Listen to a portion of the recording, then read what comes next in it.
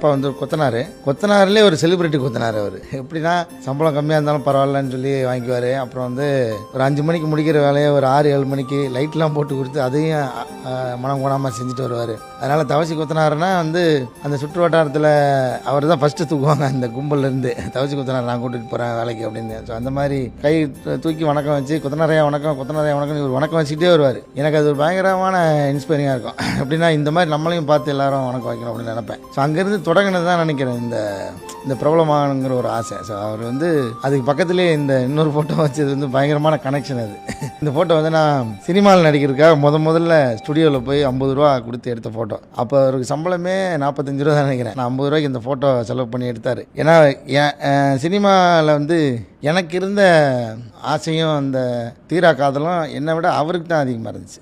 அதுக்கப்புறம் அவர் வந்து எனக்கு எப்படி இல்லாமோ வந்து உருவாக்கி நினைச்சார். அவருக்கு முதல்ல வந்து நான் இன்ஜினியர் ஆகணும்னு அவருக்கு ஆசை. ஏன்னா அவர் கொத்தனார் வேலை பார்த்துட்டு இருக்கும்போது சைட்டுக்கு இன்ஜினியர்லாம் வரும்போது இவங்கெல்லாம் வந்து ஒரு நாள் ஃபுல்லாக செஞ்ச வேலையை அவங்க வந்து ஒரு ஈவினிங் வந்து ஒரு மெஷர்மெண்ட் பார்த்து கரெக்ஷன் சொல்லி இது அடிக்கணும்லாம் சொல்லிடுவாங்க சில நேரத்தில். அப்போது அந்த அழுக்குப்படாத சட்டை அந்த ஒரு ஃபார்மலில் வந்து இவங்க செஞ்ச வேலையை வந்து அவர் ஒரே வார்த்தையில் கரெக்ஷன் சொல்லி திரும்ப முதல்ல இந்த வேலை செய்கிறது இருக்குல்ல, அது வந்து என்ன சொல்லுவாருன்னா அந்த மாதிரி ஒரு அதிகாரமான ஒரு வேலைக்கு போகணும் அப்படின்னு சொல்லிட்டு என்ன இன்ஜினியரிங் படிக்கணும்னு சொல்லி சொல்லுவார்.